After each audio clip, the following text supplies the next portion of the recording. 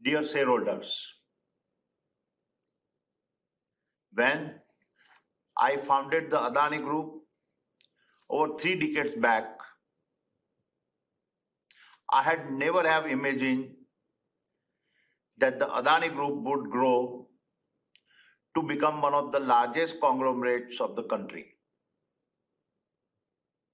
It was on the 12th of September 1994 that Adani Enterprises, then known as the Adani Exports, launched its IPO.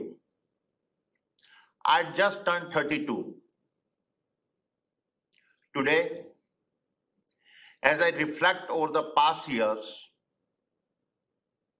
I am grateful to so many who have enabled your company to come this far. While our true ambitions still lie ahead of us, when we make time to look back, we also realize how much ground we have covered over the past 30 years. Along this journey, if there is one characteristic that has continued to define us, it has been our resilience. The resilience that allow us to get up stronger every time we take a hit. The resilience that drives our belief in the nation we call our Matrubhumi. And the resilience that gives us the passion to follow our dreams. And I will touch upon each of these today.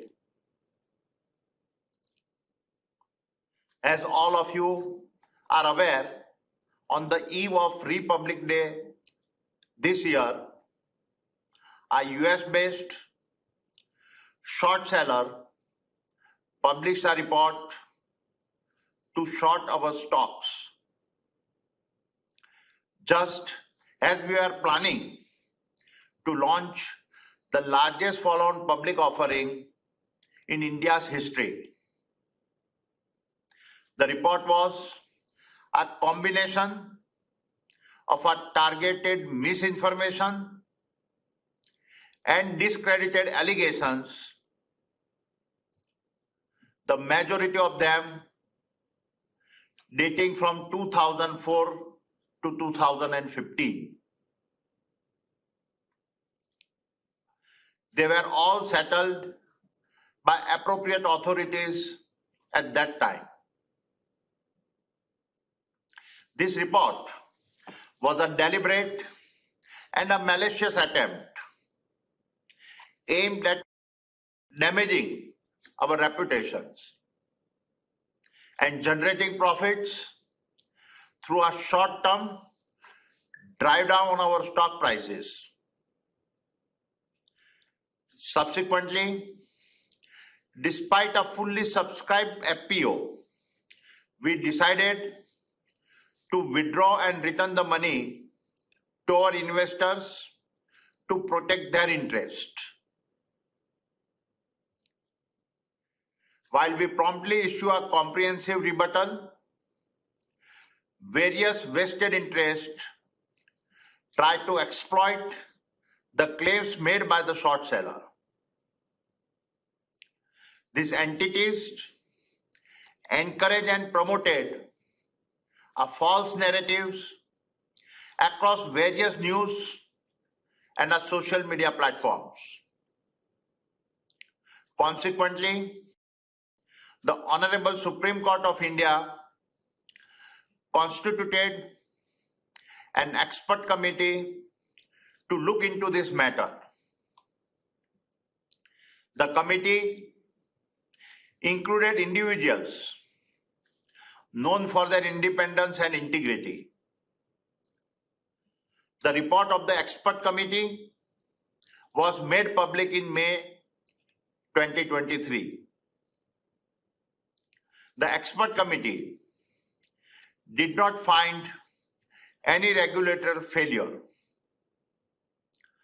The committee's report not only observed that the mitigating measures undertaken by your company helped rebuild confidence, but also cited that there were credible charges of targeted destabilization of the Indian markets. It also confirmed the quality of our group's disclosures and found no instance of any breach. While SEBI is still to submit its report, we remain confident of our governance and disclosure standards. It is my commitment that we will continue to strive to keep improving this every single day. Our track records speaks for itself, and I am grateful for the support our stakeholders has shown as we went through these challenges. It is worth noting that even during this crisis, not only did we raise several billions from international investors, but also that no credit agencies in India or abroad cut any of our ratings. This is the strongest validation of the belief that the investors have in your company's governance and capital allocation practices. Over the past decade, one statement that I have repeated dozens of times is my belief in the future of the nation we call our Matrubhumi. Let me try and set some context. Today, there can be no denying that the world is continuing to be hit by multiple shocks, be it the climate emergency, geopolitical challenges, supply chain and energy volatility, or a persistent inflation. We have never had a time when such events were happening simultaneously without a clear solution in sight.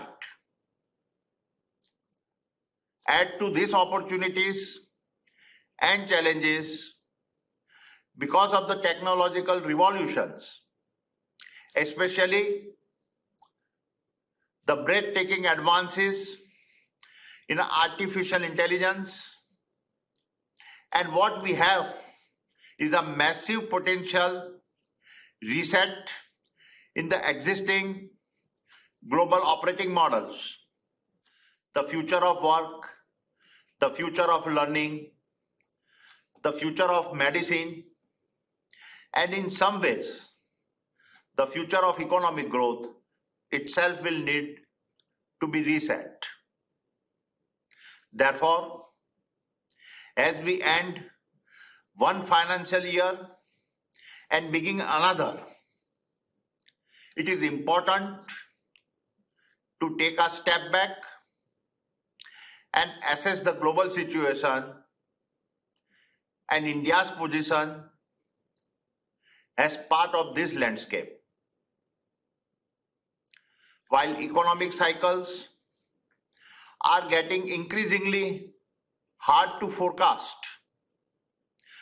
There is a little doubt that India, already world's fifth largest economy, will become the world's third largest economy well before 2030, and thereafter the world's second largest economy by 2050. It is well understood that for any economy to implement policy and lay the foundation of growth, a stable government is critical. And we have seen this impact with the implementation of several structural reforms that are critical for a strong, sustainable, and a balanced growth. This stability, coupled with India's demographics and a continued expansion of our internal demand, is a potent combination. Our nation's demographic dividend is expected to drive consumptions and accelerate the growth of a tax-paying society at a record pace. The United Nations Population Fund projects that India's median age will be just 38 years even in 2050. Over this period, India's population is expected to grow by approximately 15% to 1.6 billion, but the per capita income will accelerate by over 700% to about $16,000. On a purchasing power parity basis, this per capita metric will be 3 to 4 times higher. And we have the statistics to prove it. Following our independence, it took us 58 years to get to our first $1 trillion of GDP, 12 years to get the next trillion, and just 5 years for the third trillion. I anticipate that within the next decade, India will start adding $1 trillion to its GDP every 18 months. This puts us on track to be a $25 to $30 trillion economy by 2050 and will drive India's stock market capitalization to over $40 trillion, approximately a 10x expansion from the current levels. I would urge you to reflect on these incredible possibilities. India's success story of a balancing economic growth and a vibrant democratic society has no parallel. My belief in the growth story of our Matrubhumi has never been stronger. And now let me talk about our results. Our FY 22-23 operational and financial results are as much a testimony to our success as testimony to the continued expansion of our customer base, be it on the B2B side or the B2C side. Our balance sheet, our assets, our operating cash flows continue to get stronger and are now healthier than ever before. The pace at which we have made the acquisitions and turned them around is unmatched across the national landscape and has fueled a significant part of our expansion. Our national and international partnerships are a proof of our governance standards. The scale of our international expansion is validated by our success in Australia, Israel, Bangladesh, and Sri Lanka. Some of our key achievements are as follows. The Adani Group of companies set a new financial performance records for FY 22-23. Total EBITDA grew by 36% to rupees 57,219 crores. Total income grew by 85% to rupees 262,499 crores, and total PAT grew by 82% to rupees 23,509 crore. The group's accelerating cash flow further improved our net debt to run rate EBITDA ratio from 3.2x to 2.8x. Our flagship company, Adani Enterprises, continue to successfully demonstrate its incubation capabilities with our new businesses accounting for a massive 50% of its EBITDA in FY 23. Of the several projects underway, two of the key ones include the Navi Mumbai Airport and the copper smelter. Both are on schedule. The Navi Mumbai Airport is preparing for operational readiness and airport transition by the December 2024.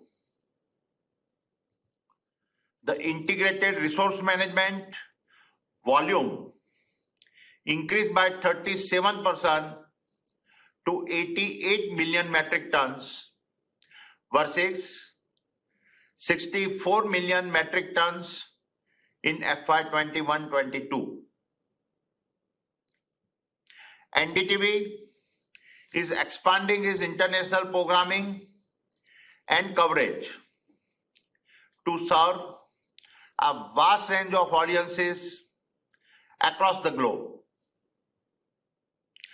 Our data center joint venture Adani Connects is on course to set up 350 megawatt capacity in the short term and 1 gigawatt capacity in the medium term.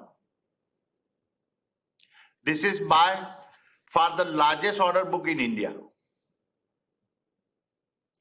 The combination with our strength in a green power, this venture will be a game changer as a computation becomes the most precious resources in the world. Speaking of green power, the Adani Group is set to play a critical role in India's net zero journey. Our renewable energy business, Adani Green Energy, commissioned the world's largest hybrid solar wind project of 2.14 gigawatt in Rajasthan. Our operational renewable energy portfolio has grown by 49% to over 8 gigawatt. This is the largest operational renewable portfolio in India. Our focus remains on producing the lowest cost green electron at a scale, and I would like to reaffirm our target of a 45 gigawatt of renewable energy capacity by 2030. And there is more. We are now building the largest hybrid renewables park in the world right in the middle of the desert in Khavda. It will be the most complex and ambitious project that we have ever executed. Spread over more than 72,000 acres, this project will be capable of generating 20 gigawatt of green energy. And we intend to build it faster than any project in our execution history. The ports business continue to be a pillar of strength on all fronts. APSEZ continues to be amongst the most profitable port operators globally, with a port EBITDA margin of 70%, and by 2030, we intend to be not only the most profitable port company in the world, but also India's largest transport utility, capable of handling 1 billion tons of cargo annually. By then, APSEZ will be a carbon neutral and will also have a triple its EBITDA. In the next 12-24 months, APSEZ will commission India's largest transshipment hub in Vizhinjam and also a port in Colombo.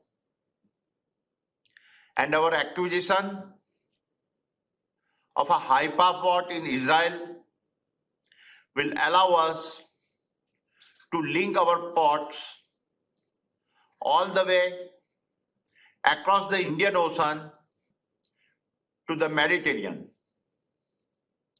thereby positioning us to capitalize on both the India growth story and the much larger regional growth story. Coming to Adani Power, we successfully commissioned the 1.6 gigawatt ultra supercritical Goda power plant and are now supplying power to Bangladesh. This marks our entry into transnational power projects. Also in the domestic power sector, APL is adding another 1.6 gigawatt ultra supercritical project in Mahan, Madhya Pradesh. Adani Transmission too is accelerating with the transmission business continue to grow faster than the market.